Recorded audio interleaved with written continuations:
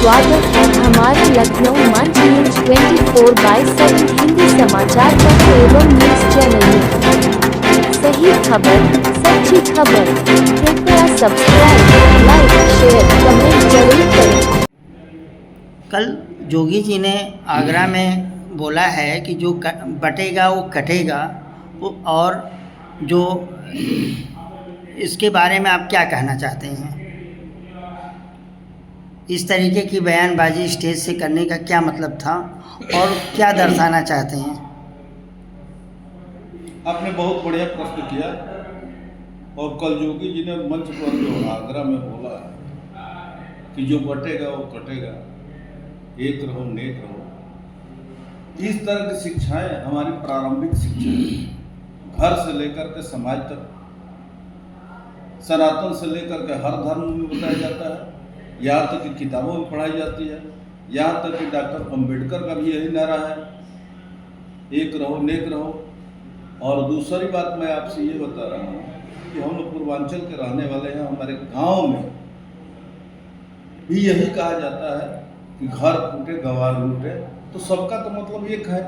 और दूसरी बात कि आप जिस पर्पज से इसको पूछ रहे हैं और योगी जी जिस पर्पज में लिए हैं, उसका मुख्य कारण हमारे पड़ोसी देश बांग्लादेश है, जहाँ पर के सत्ता परिवर्तन के बाद जिस तरह से वहाँ सनातन के लोगों को, खासकर हिंदू धर्म के लोगों को जिस तरह से काटा जा रहा है, जिन पर अत्याचार हो रहा है, बलात्कार हुआ है, उसको लेकर के उन्होंने कहा कि जिस तरह से बांग्लादेश में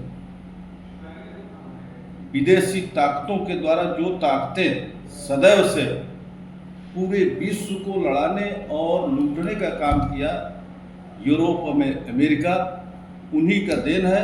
और उन्हीं के इशारे पर हमारे यहाँ छिपे हुए भेड़िए जो कि अपने को विपक्ष की बातें करते हैं,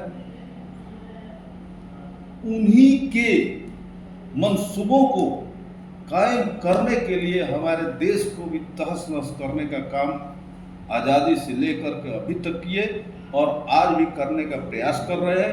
यहाँ तक कि बांग्लादेश का परिवर्तन हमारे यहाँ विपक्ष की पार्टी, जो सबसे बड़ी पार्टी है, मैं नाम क्या लूँ, आप लोग सभी जानते हैं कि अमेरिका के साथ जो खालिदा जिया है, तारिक रहमान उनके जो बेटे हैं, जो अमेरिका में रहते हैं, उनसे साठगांठ करके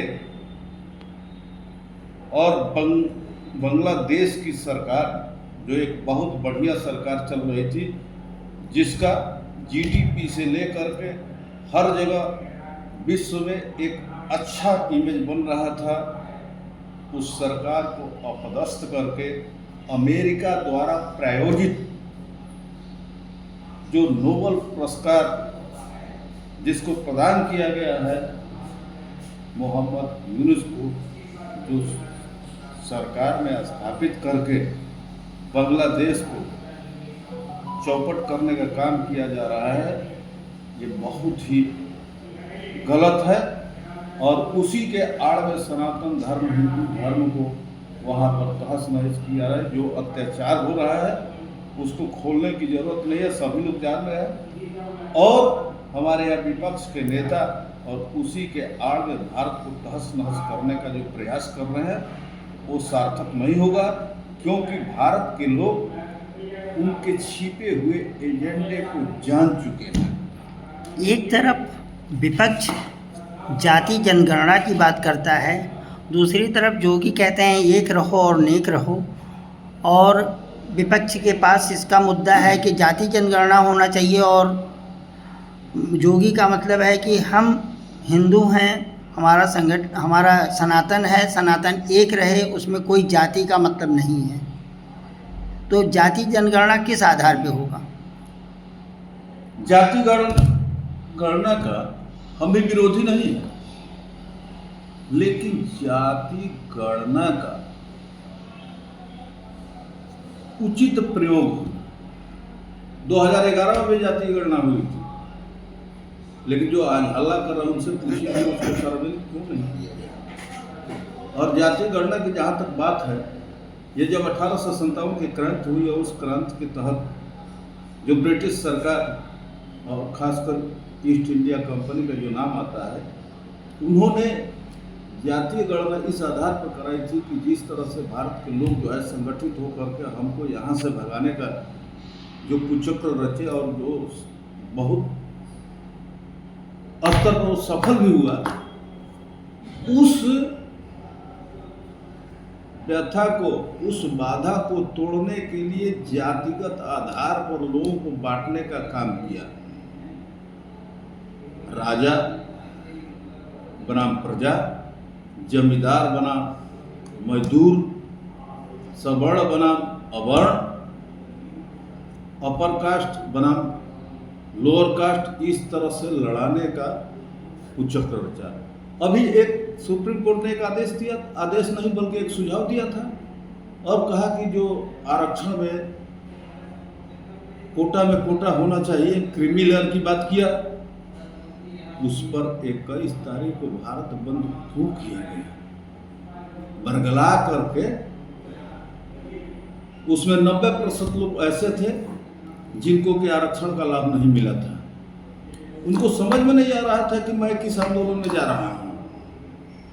अब उनसे पूछिए कि जो आरक्षण का लाभ जो है जब से आज़ादी मिली तब से आज तक ले करके अरबों का साम्राज्य बनाए हैं, और वहीं दूसरी ओर जो है भूखे मर रहे हैं, उनके पैर में चप्पल तक नहीं है। अगर उन तक आरक्षण चला जाए तो कौन सा बुरा होगा? वहाँ पर क्यों नहीं इनका जबान खुलता है कि लोगों को बरगला करके आरक्षण बचाओ के नाम पर उन गरीबों का शोषण करके अपना घर भरे हैं?